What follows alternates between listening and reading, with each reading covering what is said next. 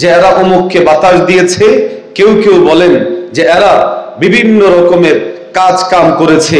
আমরা দৃঢ়তার সাথে বলি 87 সাল থেকে শুরু করে আজকের 2025 পর্যন্ত ওপেন চ্যালেঞ্জ করে বলি, ইসলামী আন্দোলন বাংলাদেশ এমন কোন অস্পষ্ট কাজ করে নাই, এমন কোন কাজ করেনি যেই কাজের জন্য ইসলামী আন্দোলন বাংলাদেশের উপরে সামান্য পরিমাণ প্রশ্ন তৈরি করা যায়। আজকে যখন গোটা দেশে ইসলামী আন্দোলন বাংলাদেশের সপক্ষে ব্যাপক জনমত তৈরি হচ্ছে, তো আমাদেরই কিছু ভাই বলার চেষ্টা করছে যে এদের মধ্যে তো গণতান্ত্রিক ধারা রয়েছে, গণতন্ত্র প্রতিষ্ঠার জন্য চেষ্টা করছে। শ্রদ্ধেয় ওলামায়ে কেরামদের সামনে আমরা আমাদের অবস্থান আগেও ক্লিয়ার করেছি, এখনো ক্লিয়ার করছি। ইসলামী আন্দোলন বাংলাদেশ এবং তার সহযোগী সংগঠন সমূহের তৃণমূল থেকে শুরু করে সেন্ট্রাল পর্যন্ত একজন ব্যক্তির বক্তব্য এমন দেখান যেখানে আমরা গণতন্ত্র প্রতিষ্ঠার জন্য কথা বলেছি। ইসলামী আন্দোলন বাংলাদেশ এবং সহযোগী সংগঠনের প্রত্যেকটা সংগঠনের নীতিমালা রয়েছে। আমরা আপনাদেরকে উদাত্ত আহ্বান জানাচ্ছি, একটা লাইন, একটা শব্দ, একটা অক্ষর এমন ভাবে আমাদের সামনে উপস্থাপন করুন যেটা প্রমাণ বহন করে যে আমরা গণতন্ত্র প্রতিষ্ঠার জন্য কাজ করছি, গণতন্ত্রকে অগ্রসর করার জন্য কাজ করছি। আমরা ওপেন দৃঢ়তার সাথে বলছি, এটাই আমাদের মেসেজ, এটাই আমাদের বক্তব্য।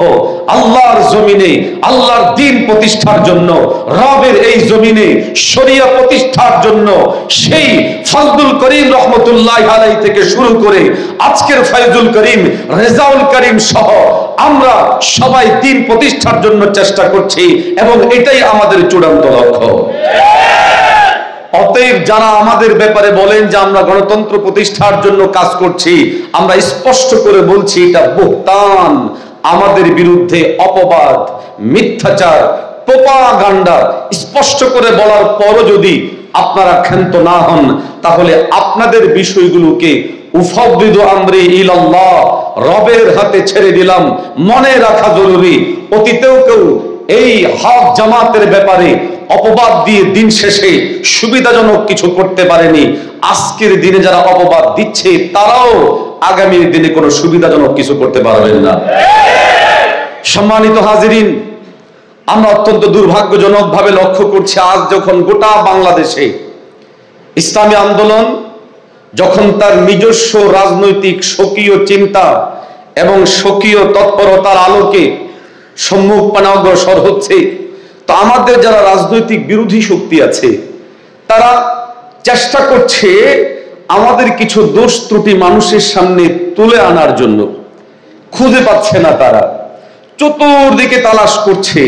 আলহামদুলিল্লাহ, আমাদের মাঝে চাঁদাবাজ আরো আসতে বলেন, দুর্নীতিবাজ, খুনি, সন্ত্রাসী, মদদি, মানুষের হক নষ্টকারী যখন কোনো কিছু পাচ্ছে না, তো তখন অতীতে কিছু লোকদের ছড়িয়ে দেওয়া অপ্রয়োজনীয় অহেতুক কিছু শব্দ চালানোর চেষ্টা করছে। সেটা কি?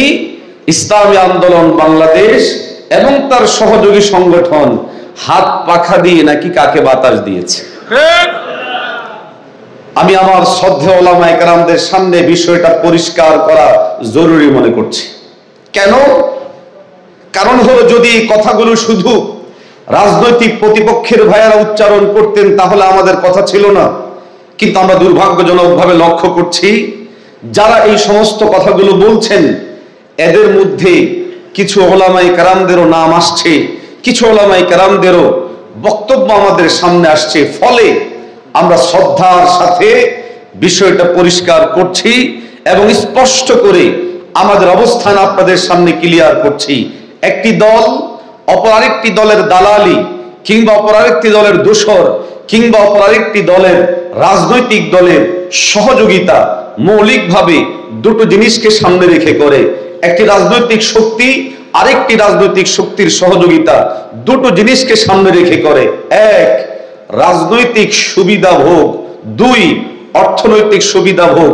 1985 সাল থেকে 2025 আপনাদের সামনে আমরা ওপেন চ্যালেঞ্জ ছুড়ে দিচ্ছি, গোটা বাংলাদেশের কোথায় কখন ইসলামী আন্দোলন বাংলাদেশ অর্থনৈতিক সুবিধা নিয়েছে কিংবা ক্ষমতার ভাগাভাগি করেছে, আমাদের সামনে দেখান।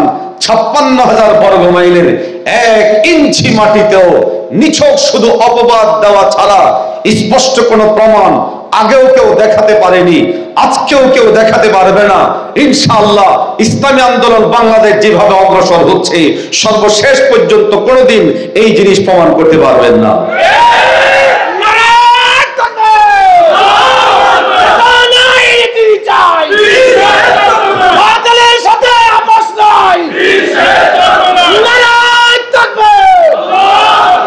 হাজরিন, দ্বিতীয় যে গুরুত্বপূর্ণ পয়েন্টটা আমাদের প্রত্যেকের মাথায় রাখা জরুরি, কারণ যদি কোনো অগ্রহণযোগ্য কোনো মানুষ কথাগুলো বলতো, একটা কথা ছিল, আমরা ইদানিংকালে লক্ষ্য করছি রাজনৈতিকভাবে মজবুত এবং শীর্ষ অনেকেও এই কথাটা বলছেন, অনেক সাংবাদিকরাও কথাটা বলছেন। সেটা কি?